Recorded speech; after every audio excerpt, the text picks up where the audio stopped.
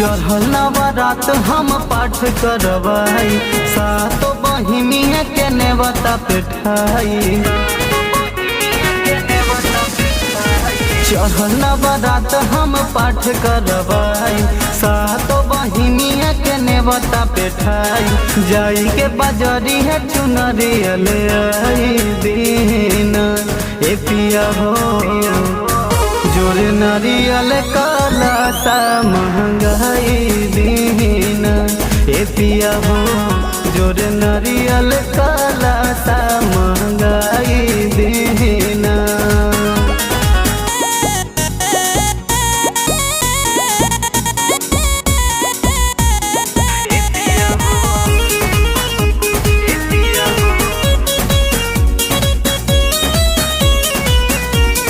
लाले गोटे दहर चुनरिया, लाल रंग लाई हतू चुरिया, ले पिया जी बिंदिया, लाल रंग से नुरा के पुरिया। लाले गोटे दहर चुनरिया, लाल रंग लाई हतू चुरिया, ले पिया जी बिंदिया, लाल रंग से नुरा के पुरिया। छाक लवंगवा दिया बतिलाई दीना ए पिया हो, जोरे नारियल काला सा महंगाई दीना ए पिया हो, जोरे नारियल काला सा महंगाई दीना। बोला बोला शेरा वाली मैया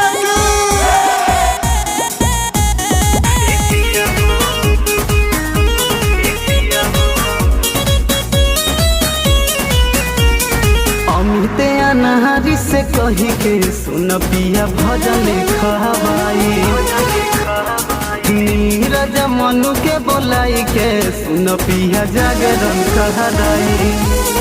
अमित अनहरी से कही के सुन पिया भजन खवाई, नीरज मनु के बोलाई के सुन पिया जागरण कराई।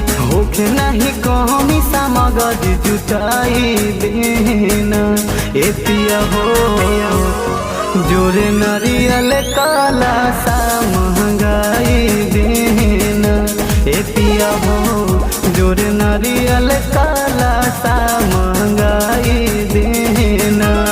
चढ़ल नवरात हम पाठ करवाई, सातो बहिनिया के नेवता पेठाई।